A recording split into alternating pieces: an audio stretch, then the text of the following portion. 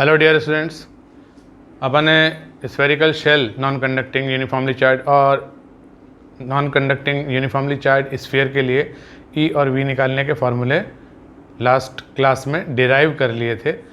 उसी के ऊपर अगर हम आज काम करने वाले हैं तो मैं आपको वो रिकॉल करा दूं कि अगर ये शेल है, uniformly charge shell of radius R और इस पर चार्ज दिया है क्यू, तो ये लेयर ऑफ चार्ज इस प्रकार से स्फेरिकल, चाहे मेटेलिक हो या नॉन मेटेलिक हो, कंडक्टिंग हो या नॉन कंडक्टिंग हो, इस प्रकार से यूनिफॉर्मली चार्ज शेल है। और हमें निकालना है पॉइंट पी पर, जो कि स्मॉल आर रेडियल डिस्टेंस पर है, ई और वी।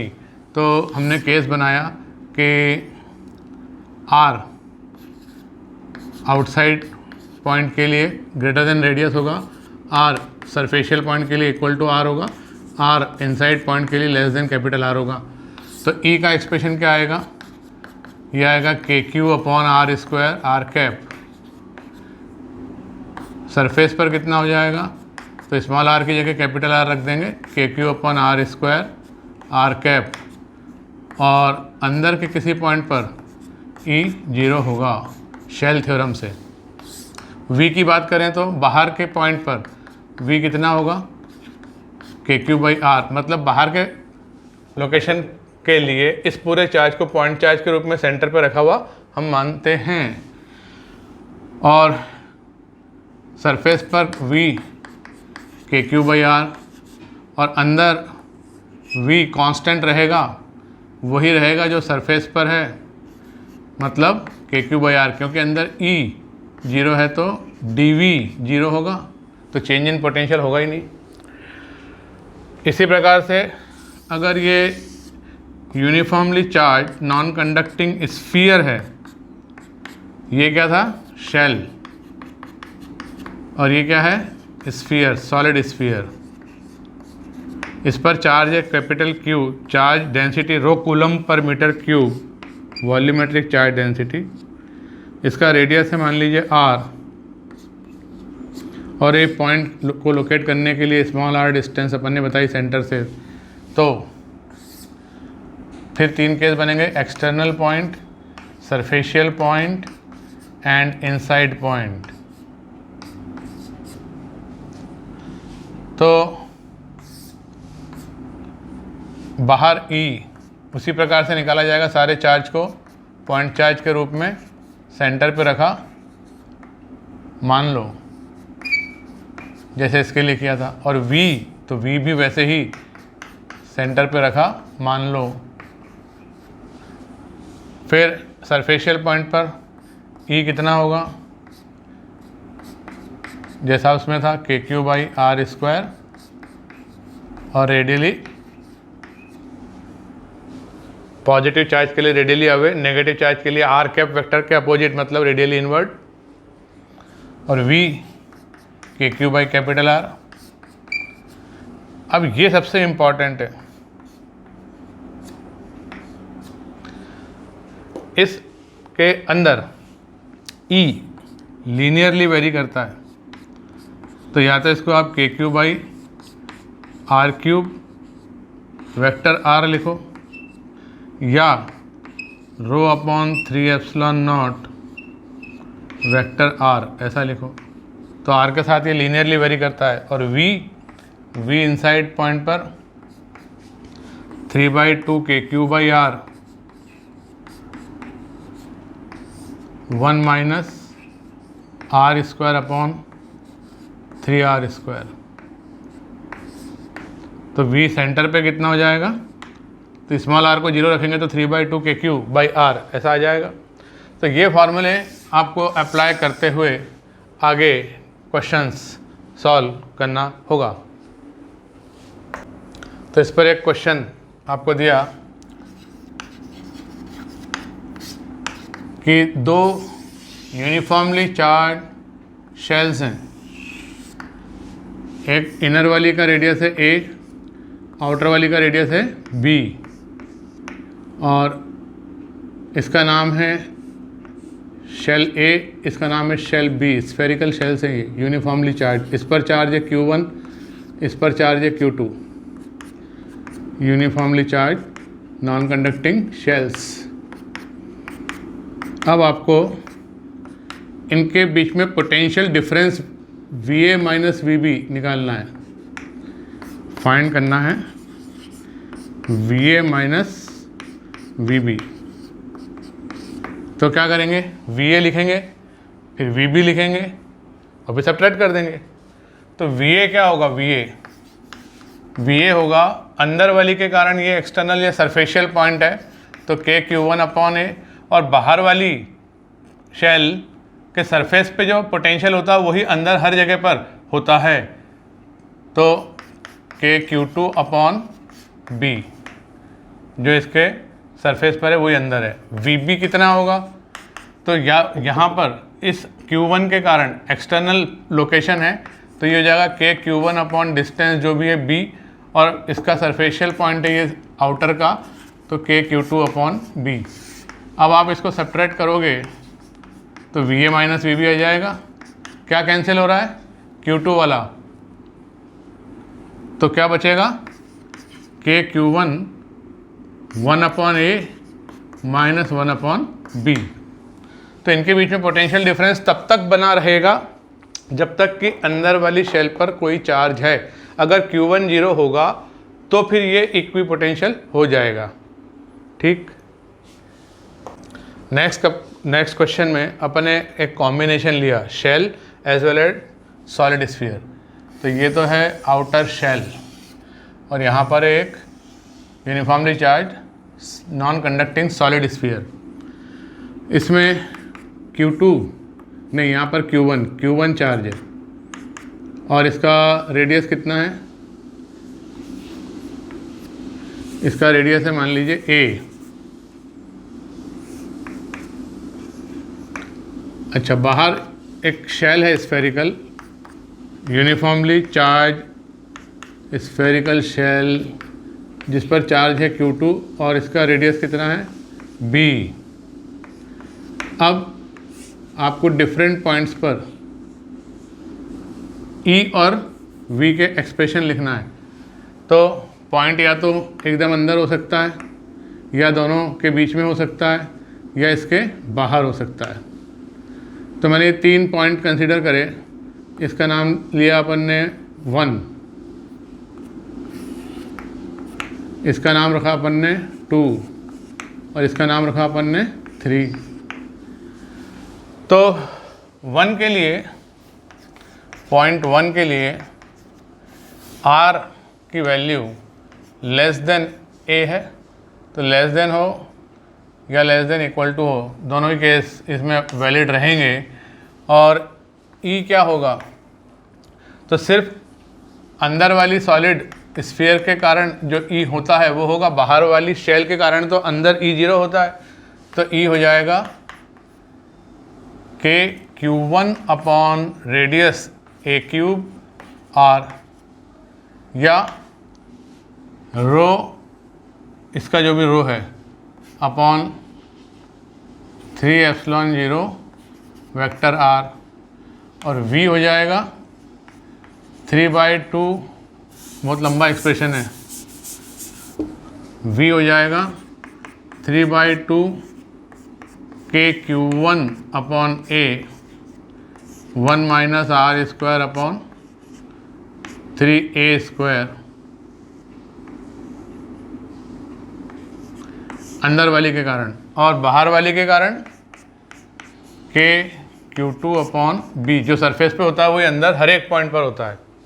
रो क्या है, तो रो इसकी वॉल्यूमेट्रिक चार्ज डेंसिटी है, रो मतलब है Q1 अपॉन 4/3 πA³। ठीक है, तो ये हो गया हमारा एक। दूसरा पॉइंट है बीच में, यहाँ पॉइंट 2 की बात करें तो इसके लिए R कैसा होगा, इसके लिए R होगा in between A and B, A और B के बीच में वैल्यू होगी स्मॉल r की।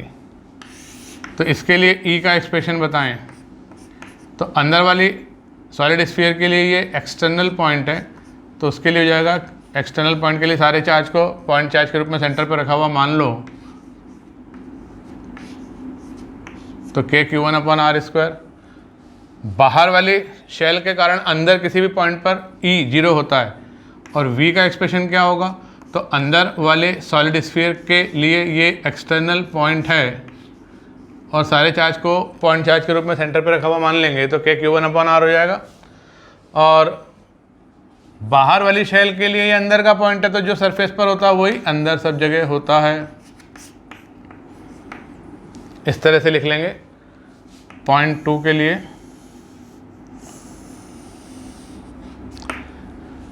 फिर पॉइंट 3 के लिए, पॉइंट 3 तो सबके लिए एक एक्सटर्नल पॉइंट है, दोनों के लिए एक्सटर्नल पॉइंट है। यहाँ पर R ग्रेटर देन B है, तो इसके लिए E का एक्सप्रेशन पूरे चार्ज को सेंटर पर रखा हुआ मान लो Q1 + Q2 को, और रेडियल डिस्टेंस R पर विचार करो, तो ऐसा आ जाएगा। और V भी पूरे चार्ज को सेंटर पे पॉइंट चार्ज के रूप में रखा मान लो, तो पॉइंट चार्ज से R डिस्टेंस पर V का एक्सप्रेशन ऐसा होता है। ठीक है। पोटेंशियल एनर्जीज की बात कर लेते हैं। E और V तो निकालना हमने अच्छे से देख लिया। तो potential energy, electrostatic potential energy, self potential energy and interaction potential energy and total potential energy. Self potential energy क्या होती है? It is work done by external agent against electric force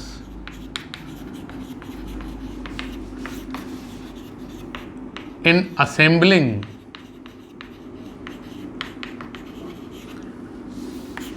the charge, bringing it from infinity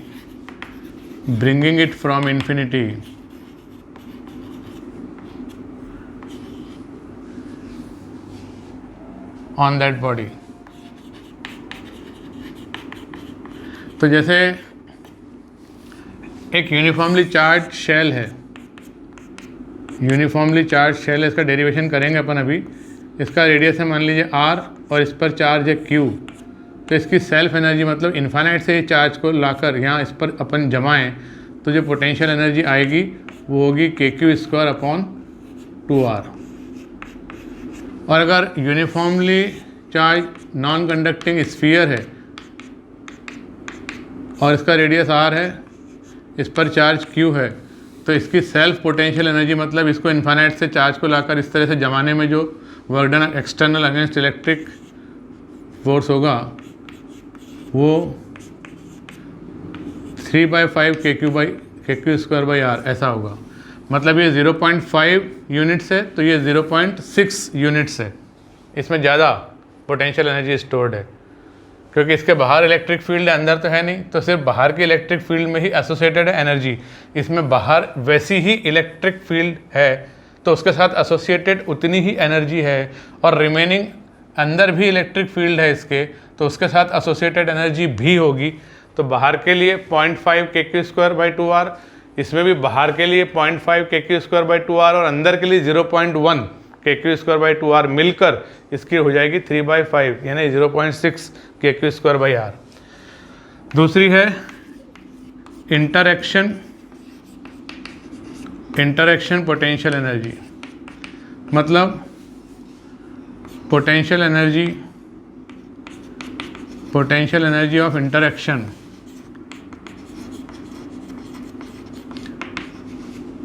between two bodies. मतलब दो body ने आपस में interact किया, एक बॉडी ने दूसरी बॉडी के साथ इंटरैक्ट किया, इसलिए ये पोटेंशियल एनर्जी आ रही है। That is when one is placed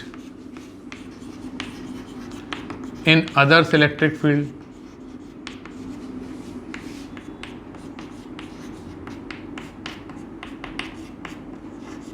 जैसे कि उदाहरण के तौर पर इसको भी डिराइव करेंगे अपन।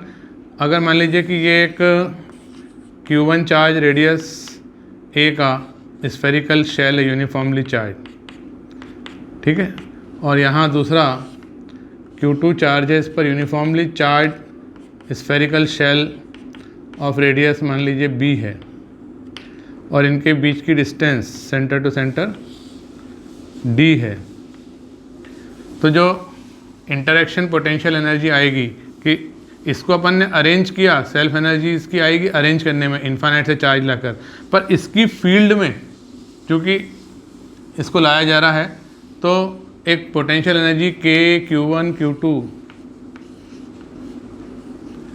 अपॉन d ऐसा इंटरेक्शन पोटेंशियल एनर्जी का टर्म आ जाएगा, इंटरेक्शन पोटेंशियल एनर्जी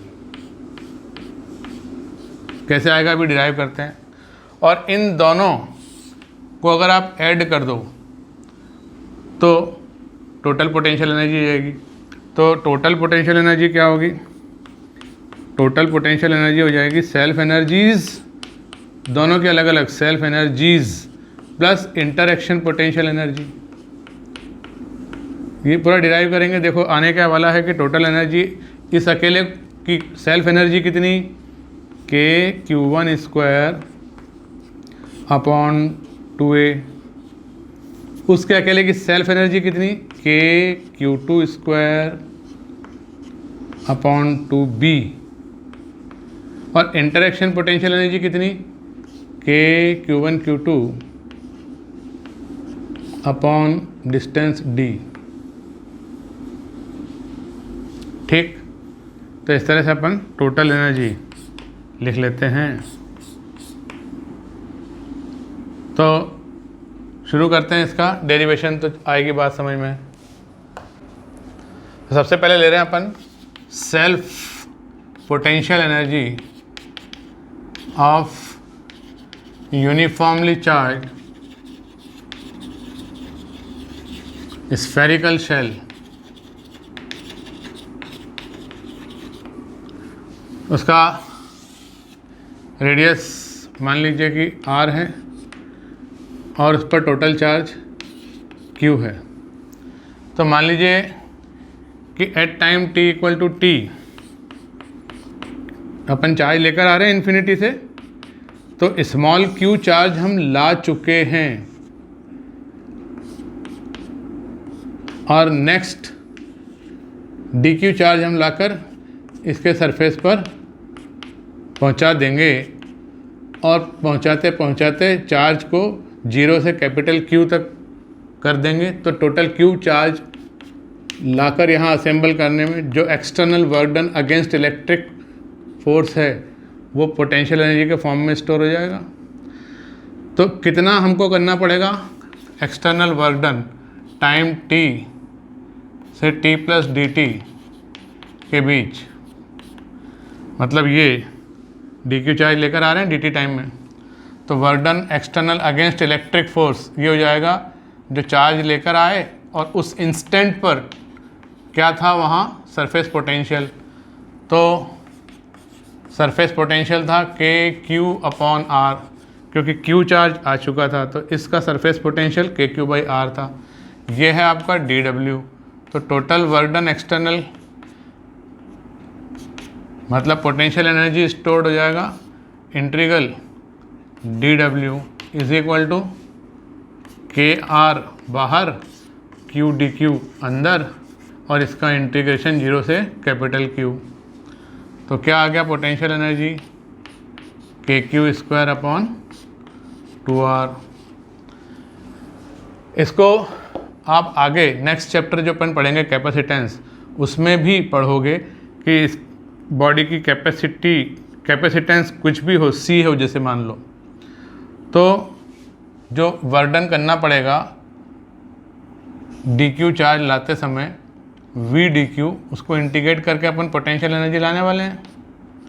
तो v हो जाएगा q by c at that instantaneous potential, और फिर इसको 0 से q अपन इंटीग्रेट करेंगे तो ये q स्क्वायर अपॉन 2c ऐसा फार्मूला बन जाएगा। कब?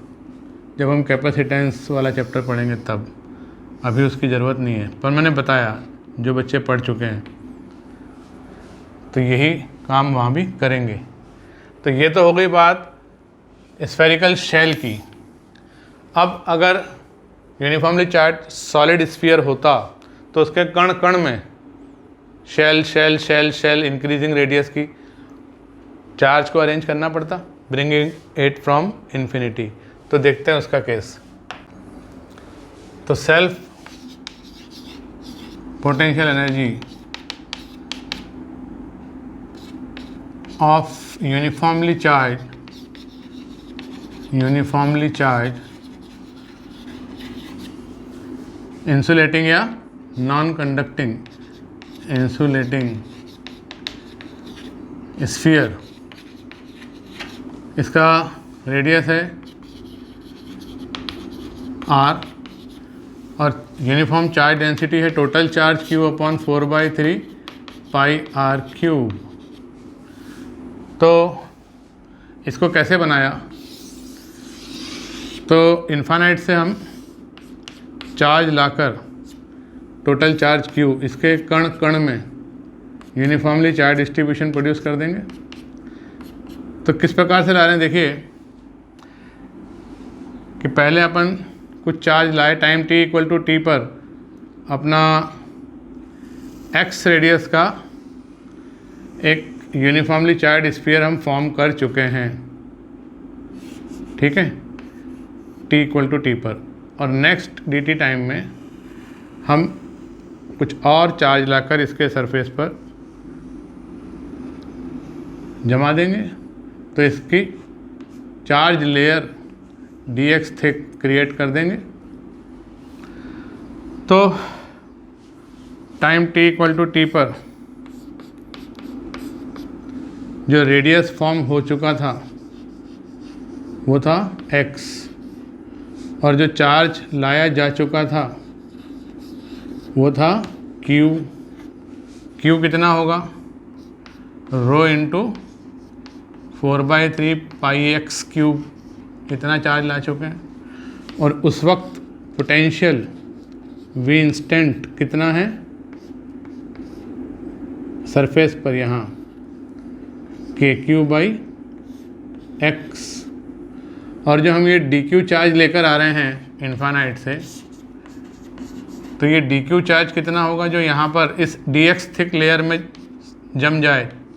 तो इस dx थिक लेयर का चार्ज बताओ कितना होगा?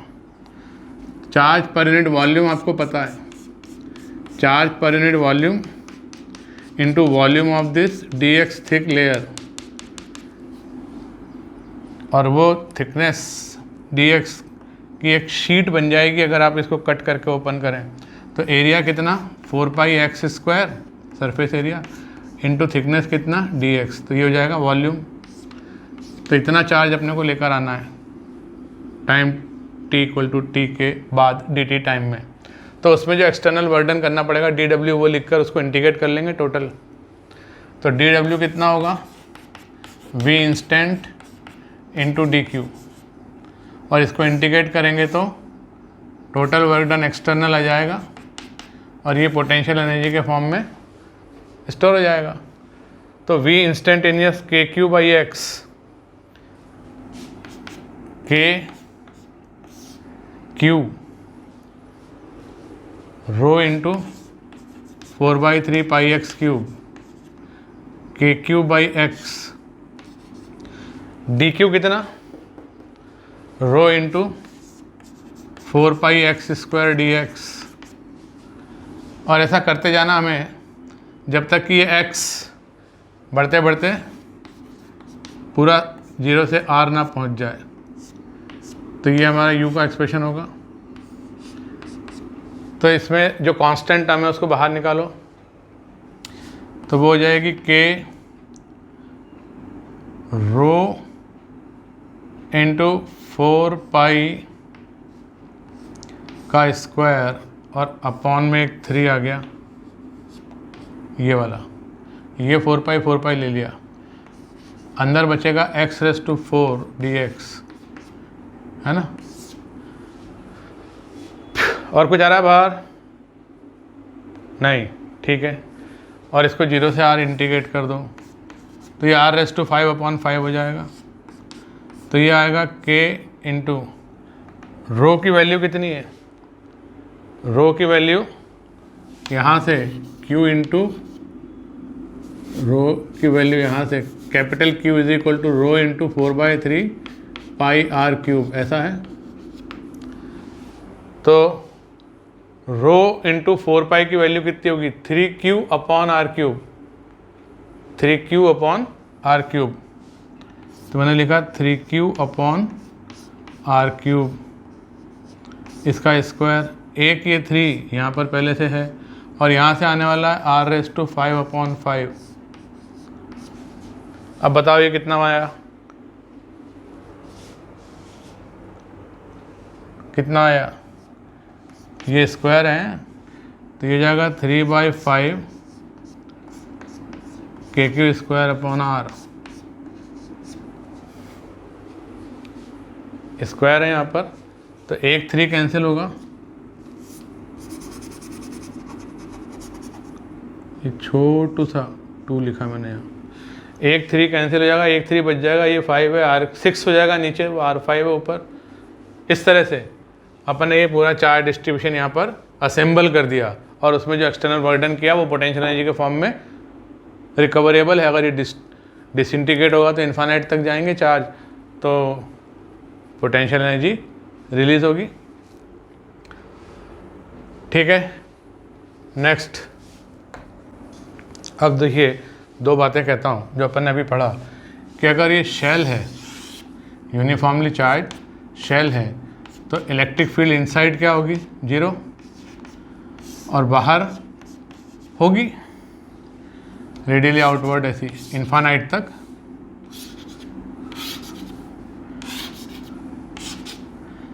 ऐसी इलेक्ट्रिक फील्ड है, तो इस इलेक्ट्रिक फील्ड के साथ एसोसिएटेड होगी एनर्जी, और वो कितनी है? तो वो है 0.5 KQ स्क्वायर अपॉन R। अंदर E क्या है? 0, और ये क्या है? Shell, spherical shell. अगर ये सॉलिड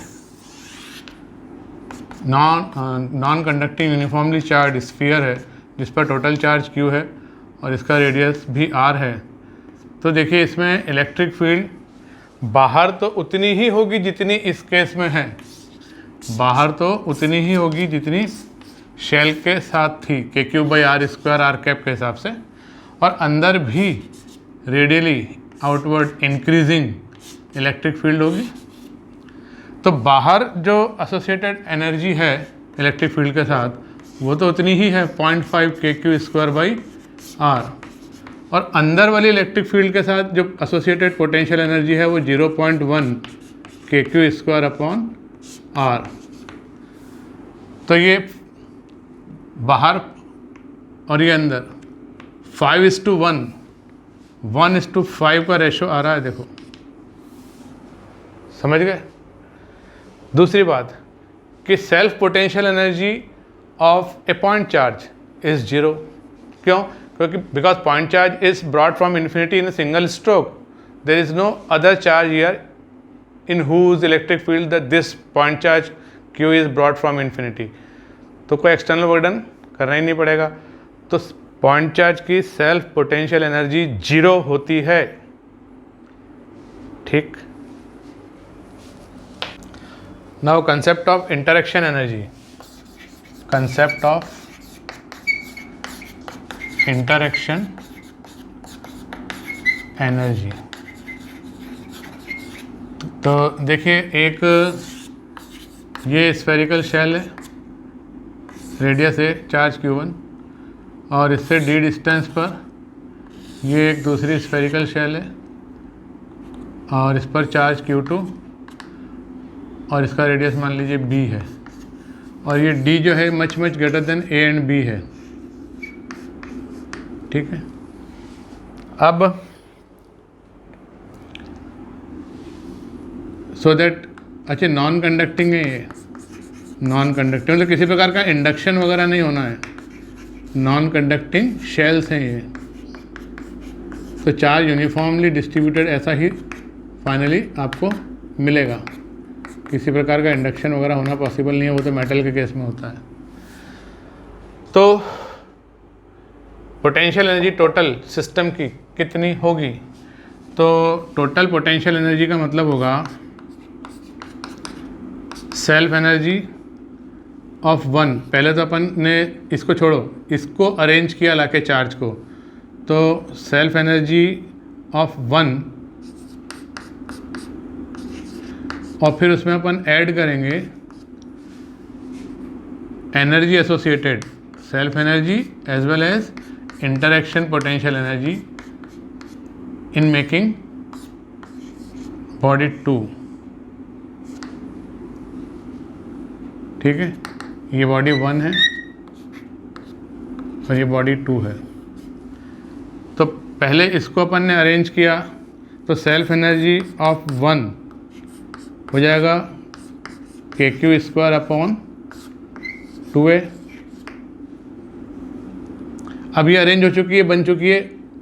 इसके बन जाने के बाद सेकंड वाले को बना रहे हैं, तो ये तो है ही है, और इससे d डिस्टेंस पर ये दूसरी time t equal to t पर चार्ज q ला के अपन ने यूनिफॉर्मली यहाँ पर अरेंज कर दिया। उसके बाद नेक्स्ट dt टाइम में dq चार्ज इन्फिनिटी से और लाया जा रहा है, तो यहाँ v इंस्टेंटेनियस कितना होगा? v इस इंस्टेंट पर at time t equal to t, इसके कारण और इसके कारण इस लोकेशन पर। तो ये डिस्टेंस d है, दे ही रखा है, तो v इंस्टेंटेनियस हो जाएगा KQ1 अपॉन d, क्योंकि बाहर के पॉइंट के लिए, एक्सटर्नल पॉइंट के लिए इस यूनिफॉर्मली डिस्ट्रीब्यूटेड चार्ज को पॉइंट चार्ज के रूप में इसके सेंटर पर रखा मान सकते हैं। तो d डिस्टेंस पर जो यहाँ पर होगा, जो यहाँ होगा पोटेंशियल, वो यहाँ पर भी हो जाएगा पोटेंशियल, क्योंकि अंदर तो E0 है, यूनिफॉर्मली चार्ज शेल है ये, और ये d वेरी लार्ज है in comparison to A and B। ठीक है, तो v इंस्टेंटेनियस इसके कारण इतना हुआ और इसके कारण KQ अपॉन B। तो जो पोटेंशियल एनर्जी अब सेकंड वाली को अरेंज करने के लिए लगेगी, वो हो जाएगा dW एक्सटर्नल का इंटीग्रेशन, मतलब KQ1 upon D plus K upon B। ये तो हो गया V इंस्टेंटेनियस इनटू कितना चार्ज ला रहे हैं dq, और ऐसा dq आएगा तो ये q 0 से बढ़ते बढ़ते Q2 हो जाएगा, इस पर फाइनल चार्ज Q2 है। तो ये जो हमको पोटेंशियल एनर्जी स्टोर्ड मिलेगी, Q1 तो कांस्टेंट है तो ये बाहर आ गया, तो dq का इंटीग्रल Q2, और इधर स्मॉल q का Q²/2 Q2²/2b ऐसा हो जाएगा। तो ये अपने को और एक्सटर्नल वर्क डन करना पड़ा। तो टोटल एनर्जी कितनी हो जाएगी? This plus that. तो टोटल पोटेंशियल एनर्जी हमने लिखा अलग से,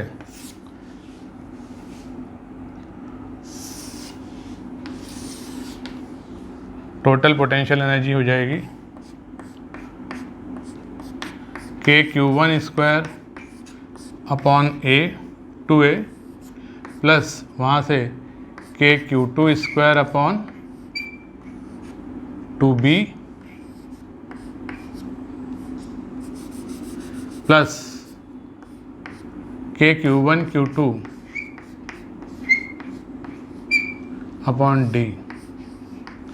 तो इसमें ये जो है ये सेल्फ एनर्जी ऑफ शेल 1 है, इसको हम कहते हैं ये सेल्फ एनर्जी ऑफ 2 के बराबर है। अगर अकेली इसको चार्ज किया जाता, अकेला इसको बनाया जाता तो ऐसा आता।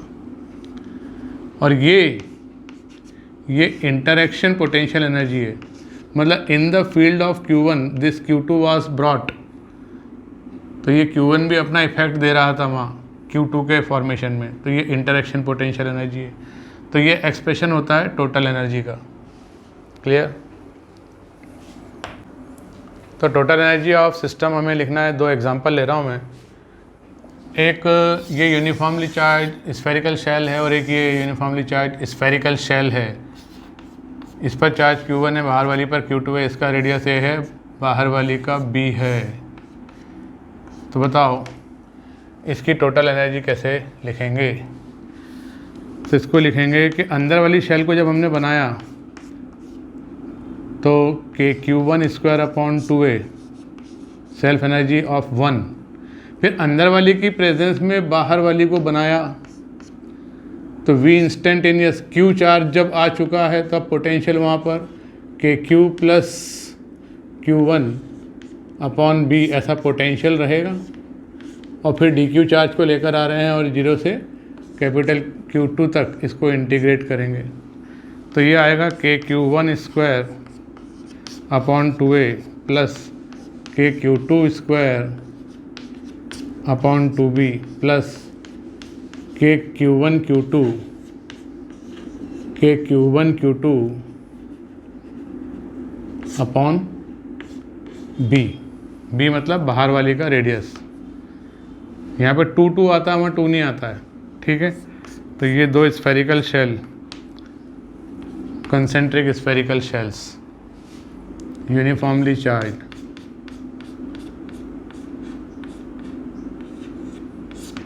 दूसरा केस मैंने लिया कि बाहर वाली तो स्फेरिकल शेल है, uniformly charge, non conducting uniformly charge spherical shell, उस पर चार्ज है Q2 और उसका रेडियस है B, और अंदर है solid sphere, volumetric charge distribution है इसमें Q1 और इसका रेडियस है A। तो इसकी टोटल एनर्जी बताओ। तो इसके लिए पहले अपन सॉलिड स्फीयर को बनाएंगे, तो सॉलिड स्फीयर की पोटेंशियल एनर्जी कितनी हो जाएगी, KQ1² यहाँ से 3/5, R बोले तो रेडियस A,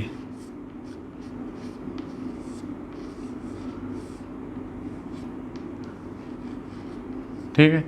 और फिर अंदर वाली की प्रेजेंस में बाहर वाले Q2 को अपने को बनाना है, तो जब इस पे चार्ज पूरा Q1 आ चुका है तो उसके कारण यहाँ पोटेंशियल KQ1/B ऐसा रहेगा, और फिर टाइम t पर चार्ज Q हम ला चुके हैं और DQ चार्ज लाएंगे, तो कितना वर्डन करना पड़ेगा, और ऐसा इंटीग्रेशन करना है जब तक कि बाहर वाली पर चार्ज टोटल Q2 ना हो जाए।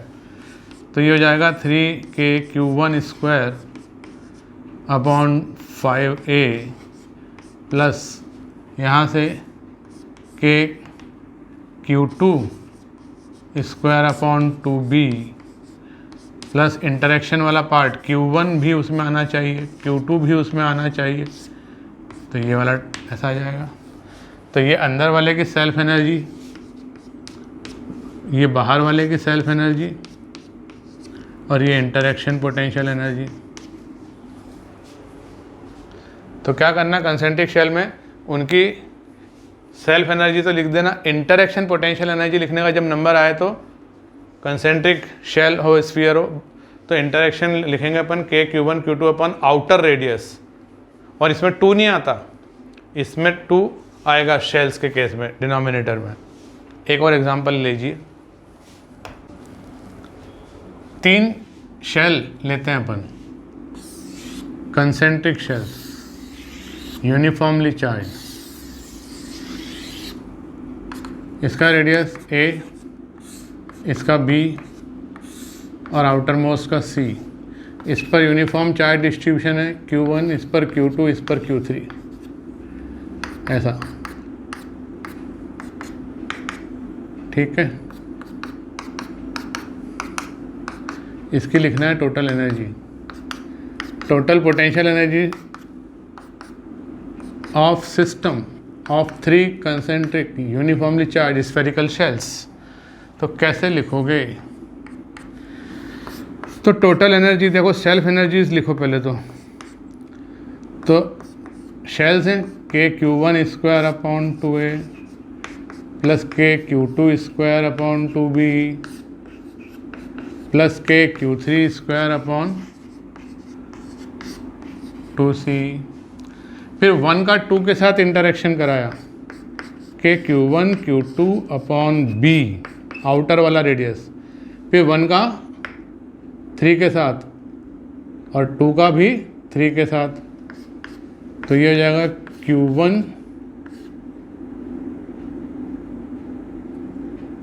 Q3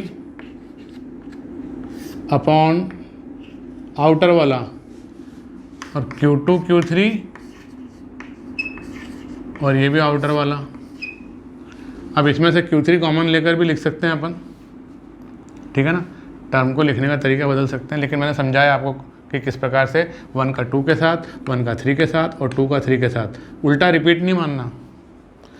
मान लीजिए कि इसमें अंदर ये uniformly charge solid non conducting sphere होता है जिस पर चार्ज Q1 है और उसका रेडियस a है, और इसके बाहर वैसा ही Q2 रेडियस b का स्फेरिकल यूनिफॉर्मली चार्ज शेल है और इसके बाहर Q3 और रेडियस c। तो इसकी टोटल एनर्जी कैसे लिखोगे? तो तीनों की सेल्फ एनर्जी लिखो पहले। अंदर वाले की कितनी? तो ये तो अंदर वाला तो सॉलिड स्फीयर है, KQ1 square upon 3 KQ1 square upon 5 R कितना होगा? A, ठीक है।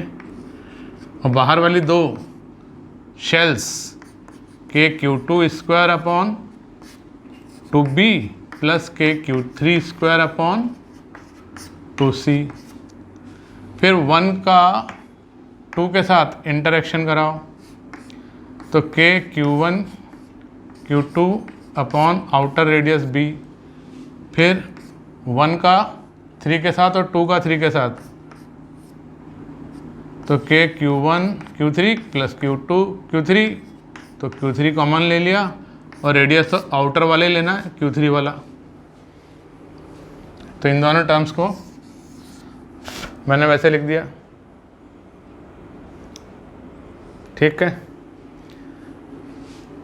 तो ये फ़र्क है दोनों में कि ये क्या है, ये नॉन कंडक्टिंग सॉलिड स्फीयर है यूनिफॉर्मली चार्ज।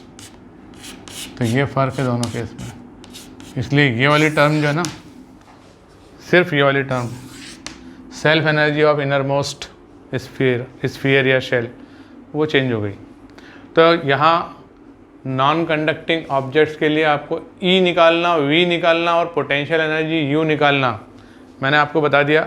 अब नेक्स्ट क्लास में अपन कंडक्टर शुरू कर रहे हैं। तो कंडक्टिंग बॉडीज़ में भी अपन वही sheet, layer of charge, sphere, cylinder वगैरह लेंगे। पहले E और V निकालेंगे और फिर उसमें भी पोटेंशियल एनर्जी के बारे में बात करेंगे और फिर चार्ज डिस्ट्रीब्यूशन के बारे में बात करेंगे। तो 2 लेक्चर अपन कंडक्टर पर भी प्लान कर रहे हैं। आज का लेक्चर यहीं एंड करते हैं। Thank you very much.